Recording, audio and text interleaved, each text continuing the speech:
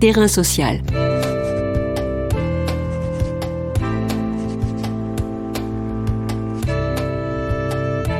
Hugues Chevarin. William Hacker. William Hacker est juriste, issu de la communauté des voyageurs. Depuis 2019, il mène et participe à plusieurs projets de recherche en lien avec les politiques publiques d'accueil des gens du voyage, la lutte contre l'antiziganisme et la documentation des pratiques professionnelles des femmes d'origine romanie.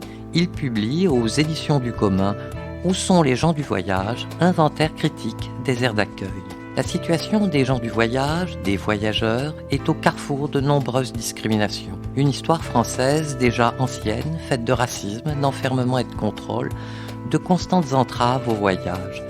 Depuis de nombreuses années, cette communauté est assignée à des aires dites d'accueil, jouxtant déchetteries, sites Céveso, stations d'épuration, pour tout dire, un air irrespirable. À l'heure où la République s'interroge sur la qualité de l'environnement, se soucie-t-elle de la santé des voyageurs ? Sont-ils victimes d'un déni de justice environnementale ? À quel espace du territoire les voyageurs ont-ils en réalité accès ?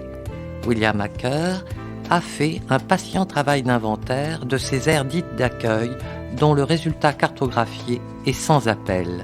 Terrain social, aujourd'hui, se demande cartes en main où sont les gens du voyage et quel sort leur est réservé. Terrain social. Bonjour William Hacker. Bonjour. Y a-t-il eu un événement déclencheur à cet inventaire critique des aires d'accueil ? C'est évidemment l'incendie de Lubrizol et le fait que au pied de cette usine, il y avait une aire d'accueil. Ensuite, que les habitants n'avaient pas été pris en charge, qu'ils avaient été complètement abandonnés à leur sort au moment de l'incendie. Et c'était monté en fait une tribune collective avec les habitants, Lise Foineau qui est chercheuse, Valentin Merlin, un associatif qui est Rémi Viennot, et d'autres collectifs d'habitants vivant en aire d'accueil, dans des aires d'accueil polluées en France. Et en fait, à la suite de cette tribune, on a eu un retour du gouvernement, en tout cas d'une personne dans les administrations, qui a jugé la tribune démagogique en fait, puisqu'il y avait grosso modo une absence de chiffres. Donc on annonçait nous que les aires d'accueil étaient majoritairement situées dans des endroits pollués et dangereux, et nous n'avions pas les chiffres pour le prouver. Donc en fait, à la suite de cela, j'ai décidé de mener ce recensement département par département, d'aller chercher en fait toutes les aires pour obtenir les données qui nous manquaient et pouvoir enfin prouver nos dires. 70% des aires dites d'accueil sont isolées, 51% de ces aires d'accueil sont polluées. Comment se fait-il que dans notre pays, en 2021, l'on traite de cette manière des gens qui sont citoyens français ? Pour le comprendre, il faut remonter à très loin, au moins plus d'un siècle. Globalement, historiquement, en France, l'appréhension du phénomène de l'itinérance, c'est-à-dire d'un mode de vie qui n'est pas sédentaire, a toujours cristallisé des tensions, et en particulier autour de l'itinérance ethnique, c'est-à-dire l'itinérance qu'on associe aux tziganes en fait, à la figure du tzigane et aux tziganes en règle générale, en tout cas à ceux qu'on associe comme tziganes. À partir de la fin du 19e siècle, vraiment ça s'est manifesté très fortement de la part des autorités publiques, un besoin, ou en tout cas une volonté de contrôler, d'encadrer et de sanctionner aussi cette itinérance. Et donc ça s'est manifesté à la fin du 19e siècle par des premiers recensements d'ampleur des collectifs dit à l'époque bohémien, romanichel et tzigane. Puis une loi, un statut de nomade en 1912 avec des carnets anthropométriques, un contrôle extrêmement strict, des fichages racial, l'internement des nomades pendant la Seconde Guerre mondiale, la création du statut de gens du voyage en 69, assorti de carnets, de livrets de circulation, vraiment toujours une espèce de contrôle. Et puis on a officialisé des terrains spécifiquement dédiés aux gens du voyage à partir des années 80, 70, 80 et les lois Besson qui sont arrivées pour vraiment officialiser tout ça. Tout ça a une logique historique parfaitement claire lorsque l'on prend du recul et qu'on analyse la situation. L'idée en fait globale, c'est que les tziganes au sens large, en tout cas ceux qu'on appréhende comme tels et qu'on qualifie juridiquement en France de gens du voyage, sont associés à des indésirables. On ne veut pas avoir l'indésirable dans les villes, et donc on crée des lieux. On a trouvé la solution de créer des lieux loin des villes pour placer ces personnes-là. Le terme accueil est est quand même bien dévoyé. C'est plutôt du parquage que de l'accueil en réalité. Alors on va aborder plus spécifiquement ces lois Besson que vous venez de citer. Elles obligent les villes de plus de 5000 habitants à créer des aires d'accueil. Alors déjà, pourquoi on a arrêté ce chiffre de 5000 habitants? Et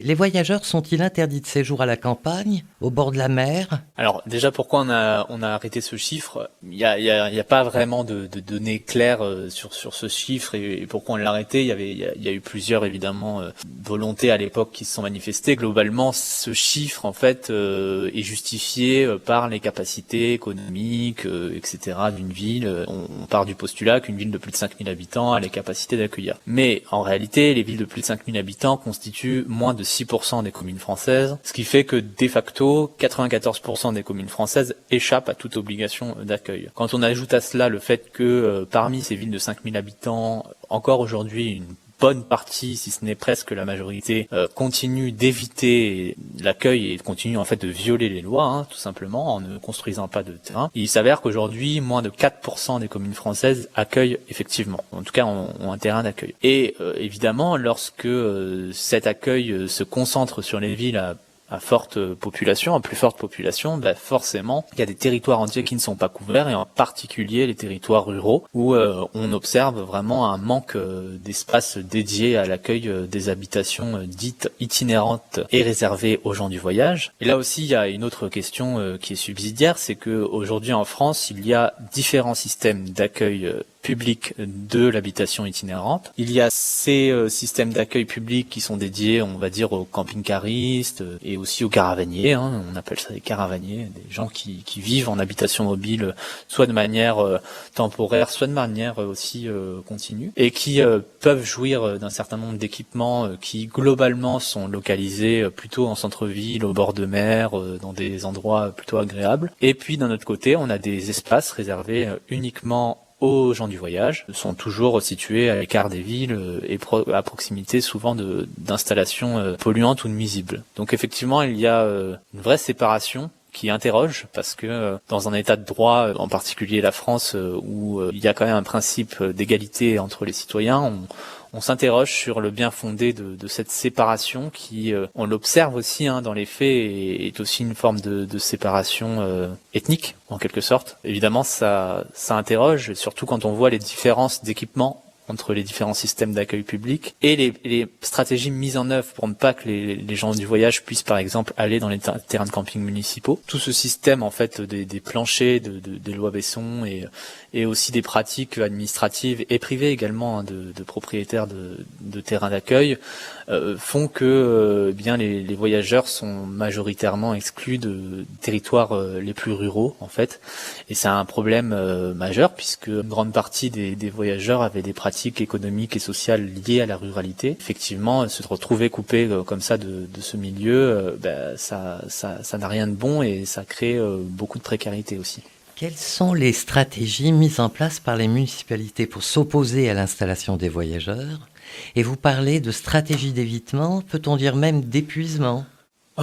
Ouais, c'est bien, c'est très bien trouvé, stratégie d'épuisement. Alors, quelles sont les stratégies? Il y en a plusieurs, globalement. Chaque territoire a sa spécificité. Moi, j'habite dans le sud-est de la France. La stratégie a longtemps été que les maires, en fait, communiquent de façon très, très dure à l'encontre des voyageurs et font appel à la population, vraiment pour s'opposer à chaque projet d'accueil. Donc ça a été une stratégie pendant longtemps. Et puis, ensuite, d'un point de vue du droit, et des arcanes, on va dire, administratives, aujourd'hui, ce qu'on observe, c'est que globalement, on a des mairies, par exemple, ou des intercommunalités qui vont proposer des terrains pour la construction d'une aire d'accueil qu'ils savent non viables, c'est-à-dire des terrains inondables, par exemple. Donc ils proposent le terrain inondable à la préfecture va mettre un certain temps à répondre, va refuser ce terrain, et comme ça on repart pour 2, 3, 4 ans de procédure. Voilà.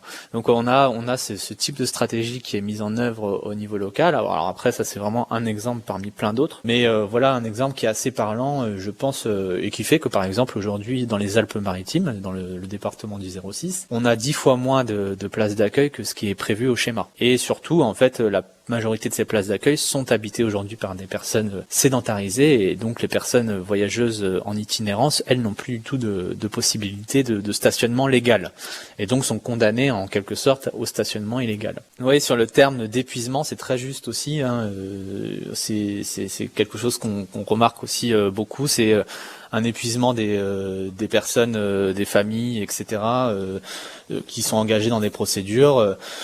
Et puis globalement une forme de lassitude, je pense, de se voir constamment rejeté, et aussi constamment où on refuse constamment l'accueil de manière globale sur certains territoires. Ouais. Cela dit, dans votre livre, vous vous interrogez quand même sur ce système de l'accueil comme destructeur du voyage.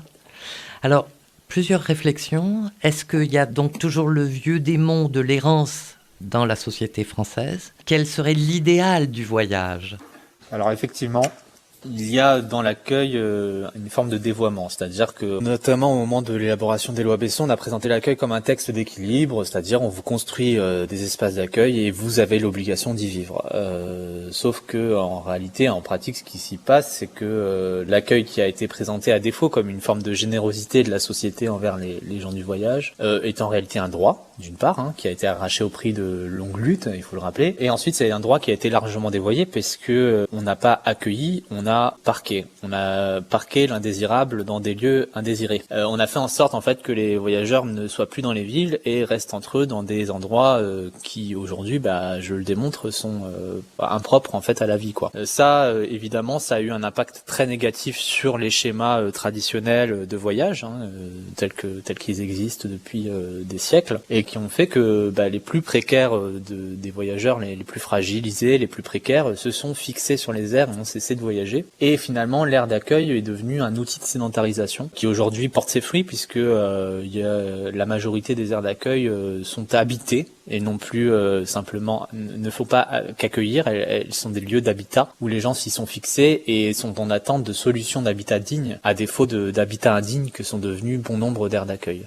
Il y a également des formes d'errance quasi institutionnalisées dans certains territoires où, en l'absence de capacité d'accueil et avec une répression extrêmement dure de l'installation illégale et des expulsions à répétition, etc., on se retrouve avec des populations qui sont complètement, d'une part, marginalisées, qui n'ont pas d'endroit de halte légal possible et se retrouvent en fait à tout le temps enchaîner expulsion sur expulsion sur expulsion. C'est extrêmement problématique et c'est présenté ensuite à la population des villes, aux populations des villes comme une forme de criminalité, ce qui évidemment entretient un cercle vicieux, hein, puisque les voyageurs étant criminalisés, leur mode de vie étant montré du doigt, et bien la société n'est pas encline à faire un quelconque effort supplémentaire pour leur inclusion. Donc on a un peu comme ça un cercle vicieux qui s'installe, et ce qu'on a présenté comme un accueil, au final, en pratique, se transforme plutôt en outil de sédentarisation et contraint en fait à arrêter le voyage. D'un côté, on a renforcé considérablement la répression de la pratique du voyage, en réduisant le cadre légal également de ces possibilités de voyager. On a contraint à des lieux, et à des lieux prédéfinis qui transforment complètement les schémas économiques et sociaux, et surtout à des lieux qui sont en nombre complètement insuffisant et qui surtout de nature sont inadaptés à la pratique du voyage, puisque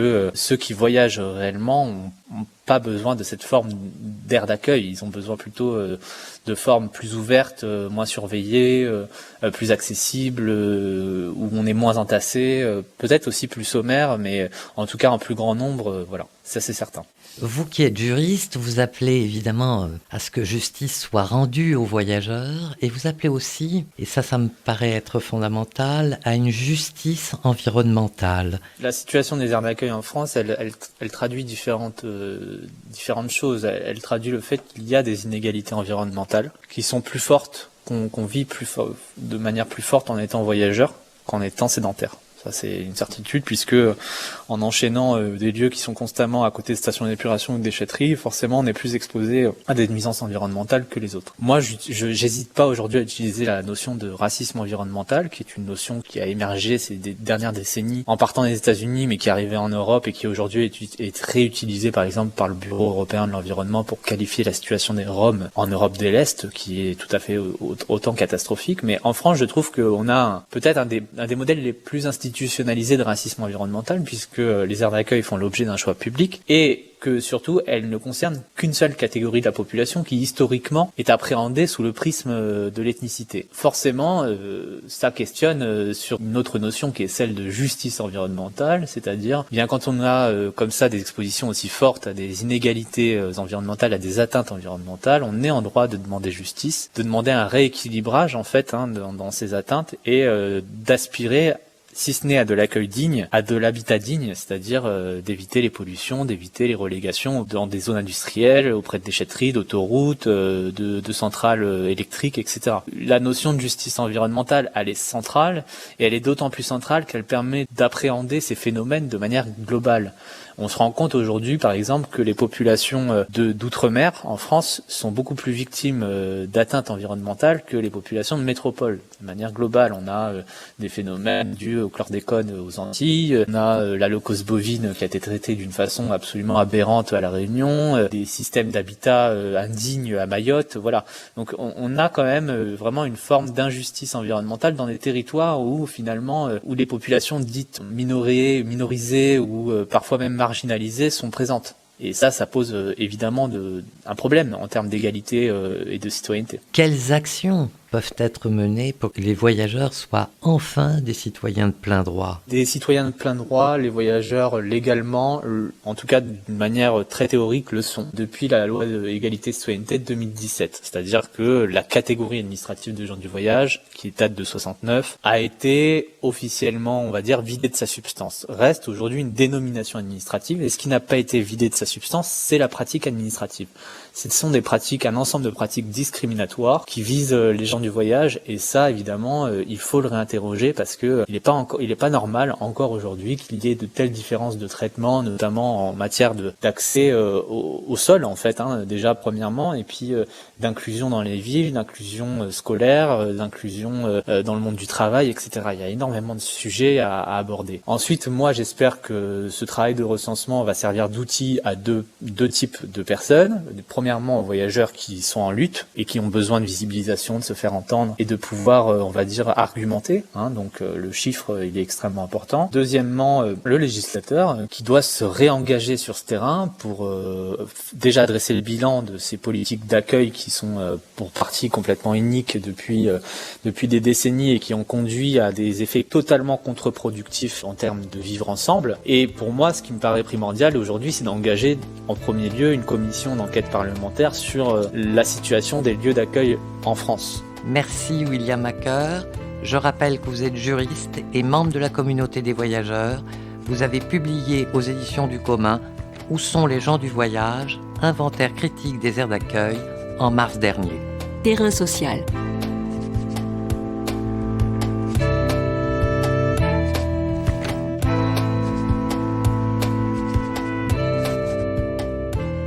Tous les podcasts du chantier sont à retrouver sur lechantier.radio et sur les plateformes d'écoute.